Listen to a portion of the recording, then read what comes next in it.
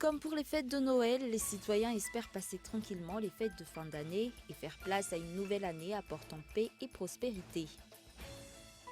Après un constat de la situation dans la région de Haute-Matziach, le Premier ministre a émis des remarques concernant les raisons de l'insécurité sur place et donné des consignes pour améliorer la situation. Ce samedi, une explosion à la voiture piégée a fait au moins 90 morts dans la capitale de la Somalie.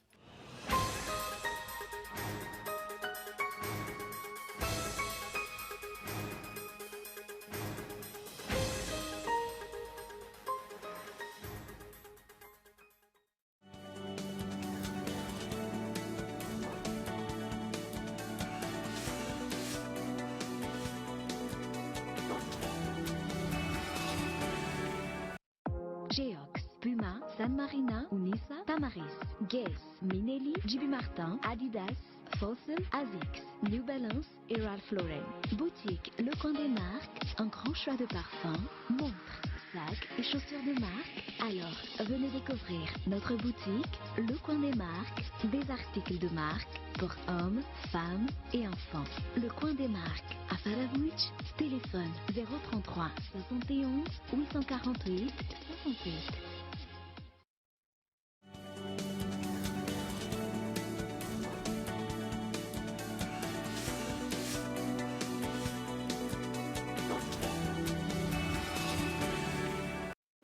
Bonsoir, nouvelle édition du journal télévisé. Merci d'être sur Cool TV.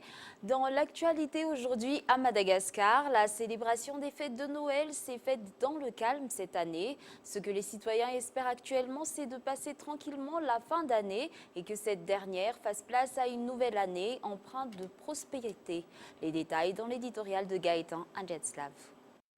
Généralement, les fêtes de Noël se sont bien passées cette année pour la Grande Île. Le bilan des hospitalisations rapportées par l'HJRA au sein de la capitale en est une preuve. C'est dans le calme que les citoyens ont attendu l'arrivée de Noël. Et il en est également de même pour l'attente de la nouvelle année, une année qui sera consacrée aux actions et au développement. La concrétisation des promesses du chef d'État est fortement attendue pour 2020, des améliorations à la fois sur le plan social, économique, mais également culturel et politique. Depuis ses débuts, le régime actuel a commencé à passer à l'action pour faire évoluer le pays.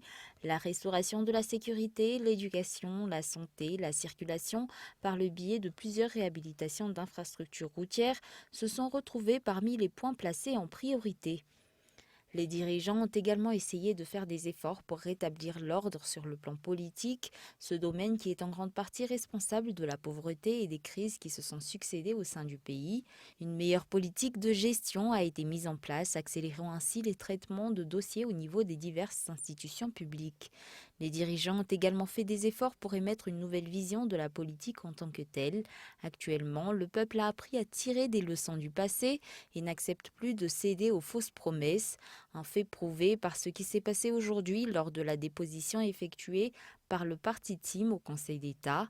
Les citoyens ont établi leur jugement et passé leur message. Ce n'est plus le moment d'une descente dans les rues. Nous allons bientôt passer à une nouvelle année, l'année 2020. Les citoyens sont prêts à se donner la main pour que Madagascar puisse aller de l'avant et sortir de la pauvreté. Tous espèrent que cette nouvelle année apporte paix et prospérité à chacun. Dans l'actualité politique, le dépôt de preuves amassées par les partisans du candidat Rina Ranjamasnour concernant les anomalies relevées au cours du dernier processus électoral s'est déroulé sans accroche. La dernière requête déposée par ce candidat selon ses explications. Yves Richard. Les partisans de Rina Ranjamasnour, candidat à l'élection municipale pour la commune urbaine d'Antananarive, se sont présentés devant le Conseil d'État à Anous vers 9h30 ce matin. Des agents des forces de l'ordre ont également été mobilisés sur place pour prévenir les cas de débordement et assurer la sécurité générale. Près d'une heure après, le candidat, accompagné d'une délégation où on a pu retrouver Maître Ancharazaf Manantsou, un député, se sont présentés. Comme convenu, 5 d'entre eux ont effectué le dépôt des preuves d'anomalies constatées au cours de la dernière élection auprès des responsables au niveau de cette juridiction. Nous n'avons pas l'intention de semer le trouble, nous voulons juste que justice soit rendue. Pour cela, nous avons apporté des preuves concrètes des anomalies constatées au niveau du tribunal concerné parce que les paroles ne suffisent pas. Nous avons déjà déposé des requêtes dans cet axe auparavant. Aujourd'hui, nous avons déposé les dernières preuves que nous avons amassées. C'est pour cela que nous avons demandé aux citoyens de venir nous soutenir, car la réclamation de la justice n'est pas uniquement mon devoir ou celui du parti Team, mais également celui de chaque citoyen. Le dépôt de ces preuves s'est achevé vers 11h30. Le candidat concerné a ensuite exprimé sa gratitude envers ses partisans pour leur soutien par rapport à cette action, qui selon ses propos a été faite pour réclamer la justice dans le cadre de la dernière descente aux urnes. La lutte contre l'insécurité dans la région de Haute-Mathiach va être renforcée. Après son passage sur place, le Premier ministre a émis plusieurs remarques concernant les raisons de l'insécurité constatée et également émis des consignes pour améliorer la situation. Reportage Mianta Ranjanaïf. Le Premier ministre s'est montré strict par rapport à la lutte contre l'insécurité dans la région de Haute-Mathiach. Selon ses propos, lors d'un passage sur place, des mesures vont être prises dans cet axe. Il a ainsi émis quelques remarques à ce propos. Cette région n'est pas sécurisée. Selon moi, c'est en premier lieu dû à de l'égoïsme, de la jalousie et de la négligence au niveau du travail effectué. Le Premier ministre a rencontré plusieurs responsables au niveau des institutions publiques concernées. D'après lui, plusieurs améliorations doivent être faites. Il ne faut pas s'étonner des problèmes d'insécurité si les jeunes enfants malgaches ne sont pas scolarisés, ne sont pas éduqués, puisque ce sont ces mêmes enfants qui vont grandir et devenir des Dahal. Après cette rencontre avec le Premier ministre, plusieurs entretiens auront encore lieu entre le gouverneur, le préfet de Sienaratsu et les responsables au niveau de cette région afin de trouver des solutions efficaces aux problèmes d'insécurité rencontrés. Passons à un tout autre sujet. Quelques jours avant les fêtes de fin d'année, une augmentation du prix des produits de première nécessité a été constatée. Cette hausse varie de 5 à 40% selon le produit et les commerçants. Le prix de la bouteille d'huile cachetée, par exemple, est passé de 5 200 ariars en novembre à 5 400 ariars ce mois-ci. Il est à noter qu'au cours de cette période de fête, l'huile et les pâtes figurent parmi les produits les plus vendus. Toujours dans l'actualité locale, à partir de la prochaine année scolaire, une formation sur l'agriculture et l'élevage sera inclue dans le programme scolaire.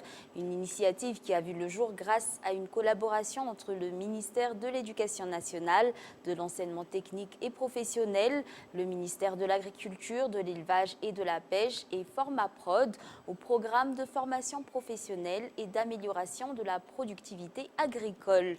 Le but de ce projet est de faire en sorte que plus de jeunes s'intéressent à la production agricole et à l'élevage au sein du pays. Place maintenant aux actualités internationales. En Somalie, un attentat à la voiture piégée a fait plus de 90 morts et des dizaines de blessés ce samedi dans un quartier animé de la capitale somalienne, a rapporté les responsables des secours médicaux. France 24. Des carcasses de voitures et des bâtiments en ruine. L'explosion a été dévastatrice. Elle s'est produite dans un quartier animé de la capitale somalienne qui abrite un poste de sécurité et un centre des impôts. Le bilan est lourd et le nombre de victimes ne cesse d'augmenter. Le nombre exact de morts nous sera communiqué plus tard, mais il est très élevé. La plupart des personnes qui ont été tuées lors de l'attaque étaient des étudiants et des universitaires. Pour le moment, l'attentat n'a pas été revendiqué, mais il survient alors que le pays fait face à de nombreuses attaques des islamistes Shebab. La plus meurtrière a eu lieu en octobre 2017, lorsqu'une voiture piégée a explosé, tuant plus de 500 personnes. Cette explosion est similaire à celle de 2017. Elle s'est produite à quelques pas de là où je suis et elle m'a projeté au sol. Je n'ai jamais vu une telle explosion de toute ma vie. Le gouvernement fédéral est impuissant à arrêter ces attaques, et ce malgré le soutien des troupes des Nations Unies et de l'Union africaine. La Bolivie a affirmé hier avoir empêché l'entrée de diplomates espagnols accompagnés de personnel de sécurité encagoulés et apparemment armés à l'ambassade du Mexique où sont réfugiés une dizaine de fonctionnaires de l'ancien gouvernement d'Evo Morales. Plus de détails dans ce reportage de France 24. Un quartier fermé à l'allure paisible.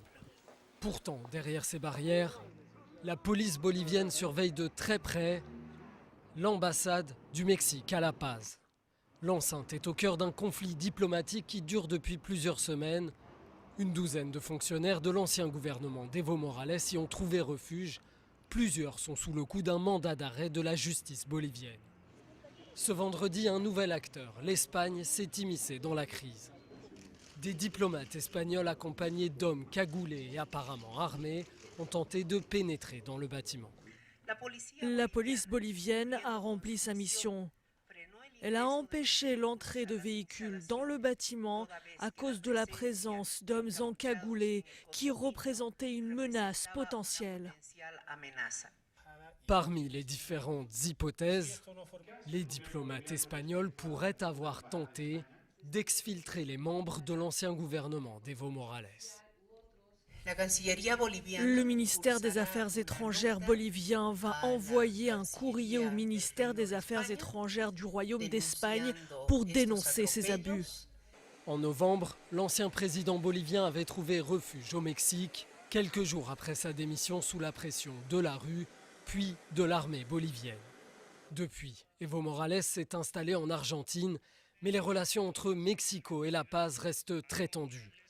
Le Mexique a exprimé plusieurs fois ses craintes de voir une irruption de la police bolivienne pour arrêter les fonctionnaires réfugiés dans son ambassade. Et avant de nous quitter, voici un rappel des titres. Tout comme pour les fêtes de Noël, les citoyens espèrent passer tranquillement les fêtes de fin d'année et faire place à une nouvelle année apportant paix et prospérité. Après un constat de la situation dans la région de Haute-Mathiache, le Premier ministre a émis des remarques concernant les raisons de l'insécurité sur place et donné quelques consignes pour améliorer la situation. Ce samedi, une explosion à la voiture piégée a fait au moins 90 morts dans la capitale de la Somalie. Et voilà, c'est la fin de ce journal. Merci d'avoir choisi Cool TV pour vous informer. Nous vous souhaitons une bonne soirée et une excellente suite de programmes en compagnie de Cool TV. Au revoir.